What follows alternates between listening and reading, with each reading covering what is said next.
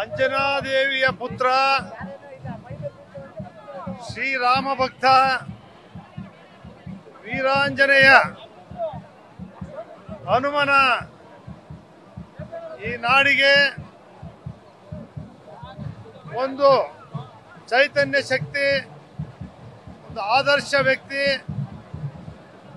ಒಂದು ಭಕ್ತಿಯಲ್ಲಿ ಅಪಾರವಾದಂಥ ಭಕ್ತಿಯನ್ನ ಶರೀರದಲ್ಲಿ ಜ್ಞಾನದಲ್ಲಿ ಅಳವಡಿಸ್ಕೊಂಡು ರಾಮನ ಸೇವೆಯನ್ನ,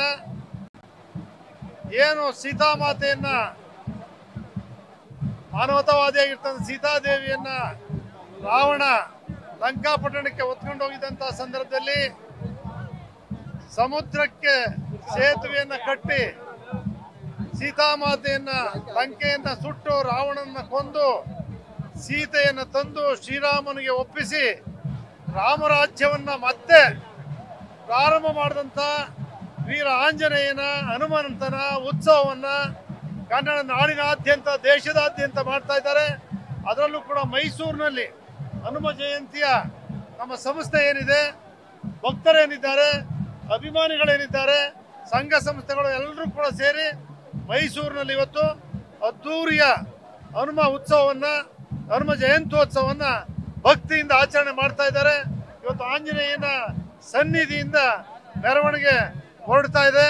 ಬೀದಿ ಬೀದಿಗಳಲ್ಲೂ ಕೂಡ ಭಕ್ತಾದಿಗಳು ಆಂಜನೇಯನ ದರ್ಶನವನ್ನು ಪಡೆದು ಆಶೀರ್ವಾದ ಪಡೆದು ಎಲ್ಲರೂ ಧನ್ಯರಾಗಲಿ, ಎಲ್ರಿಗೂ ಒಳ್ಳೆಯದಾಗಲಿ ಅಂತೇಳಿ ಶುಭ ಹಾರೈಸ್ತೇನೆ. ನಮಸ್ಕಾರ.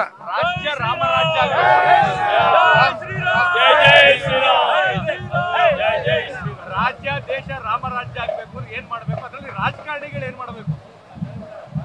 ಆಂಜನೇಯ ಯಾವ ರೀತಿ ಭಕ್ತಿಗೋಸ್ಕರ ಈ ರಾಮರಾಜ್ಯವನ್ನು ಮಾಡಬೇಕು ಅಂತೇಳಿ ಶ್ರೀರಾಮಚಂದ್ರನ ಮತ್ತೆ ಪಟ್ಟಾಭಿಷೇಕ ಕೂರಿಸ್ಲಿಕ್ಕೆ ಏನ್ ಮಾಡಿದ್ದು, ಶ್ರೀರಾಮಚಂದ್ರನ ಆದರ್ಶಗಳು, ಸೀತಾಮಾತೆಯ ಆದರ್ಶಗಳು, ಅವರ ತಂದೆ ತಾಯಿಯ ಮಾತಿಗೋಸ್ಕರ ಶ್ರೀರಾಮಚಂದ್ರ ವನವಾಸವನ್ನು ಯಾವ ರೀತಿ ಅನುಭವಿಸಿದ್ರು, ರಾಮ, ಲಕ್ಷ್ಮಣ, ಭರತ, ಶತ್ರುಘ್ನ, ವೀರ ಆಂಜನೇಯ ಅವರೆಲ್ಲರೂ ಕೂಡ ಒಂದು ಆದರ್ಶವನ್ನು ನಾವೆಲ್ಲರೂ ಕೂಡ ಅನುಸರಿಸಬೇಕು.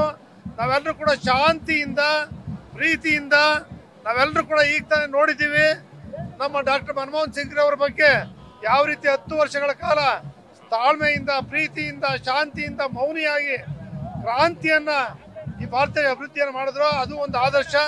ಆ ರೀತಿ ಶ್ರೀರಾಮಚಂದ್ರರ, ವೀರಾಂಜನೇಯನ, ಸೀತಾಮಾತೆಯ ಅನುಗ್ರಹದಿಂದ ರಾಮರಾಜ್ಯ ಆಗಲಿ, ಶಾಂತಿ, ಪ್ರೀತಿ, ವಿಶ್ವಾಸದಿಂದ ಜನರು ಆಳ್ವಿಕೆಯನ್ನು ನಡೆಸಲಿ, ಮಳೆ ಬೆಳೆ ಸೌಖ್ಯ ಸಮೃದ್ಧಿಯನ್ನ ತರಲಿ ಅಂತೇಳಿ ಆ ದೇವರಲ್ಲಿ ಪ್ರಾರ್ಥನೆ ಮಾಡ್ತೇನೆ. ಚರ್ಚೆ ಆಗ್ತಿದೆ ಸರ್, ಒಂದ್ ಕಡೆ ಬೇಕು ಅಂತ ಸಿದ್ದರಾಮಯ್ಯ ಅವರ ಹೆಸರನ್ನ KRS ರಸ್ತೆ ಇದೆ ಅದಕ್ಕೆ ಇಡಬೇಕು ಅಂತ ಹೇಳಿ ಚರ್ಚೆ ಆಗ್ತಿದೆ. ಒಂದ್ ಕಡೆ ಬೇಕು ಅಂತ, ಮತ್ತೊಂದ್ ಕಡೆ ಬೇಡ ಅಂತ ಹೇಳಿ ನಿಮ್ಮ ಒಲವು. ಇವತ್ತು ಶ್ರೀರಾಮ ಹನುಮ ಜಯಂತಿಯ ದಿವಸ ರಾಜಕೀಯ ಮಾತಾಡೋದು ಬೇಡ. ನಾವೆಲ್ಲರೂ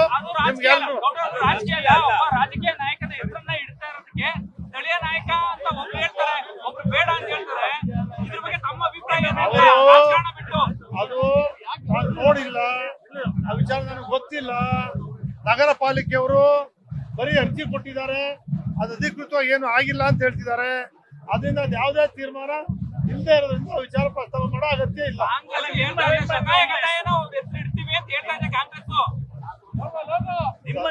ನೋಡಿ, ಎಲ್ಲವೂ ಕೂಡ ಏನಾಗಿದೆ ಅಂತಕ್ಕಂಥದ್ದು ಈಗಾಗಲೇ ಅದಕ್ಕೆ ಲೋಕಸಭಾ ಸದಸ್ಯರು ಹೆಸರಿಟ್ಟು ಆಗೋಗಿದೆ ಅಂತಾರೆ. ಅದು ಹೆಸರಿಟ್ಟು ಆಗಿದೆಯಾ ಇಲ್ವಾ, ಅದೇನು ಆಗದೆ ಇದ್ರೆ ಹೆಸರು ಇಡೋದ್ರಲ್ಲಿ ಏನ್ ತಪ್ಪಿಲ್ಲ. ಅದೇನು ಆಗದೆ ಇದ್ದಾರೆ ಮಹಾರಾಜ್ ಹೆಸರಿಟ್ಟಿದೀವಿ ಅಂತ ಅವ್ರು ಹೇಳ್ತಾ ಇದ್ದಾರೆ ಕಾನೂನುಬದ್ಧವಾಗಿ. ಅದಾಗಿಲ್ಲ ಅಂದ್ರೆ ಮುಖ್ಯಮಂತ್ರಿಗಳ ಹೆಸರಿಟ್ರೆ ಏನು ತಪ್ಪಿಲ್ಲ. ನ್ಯೂಸ್ ಫಸ್ಟ್ ನಿರ್ಭೀತಿಯಿಂದ ನಿಮ್ಮ ಪರವಾಗಿ.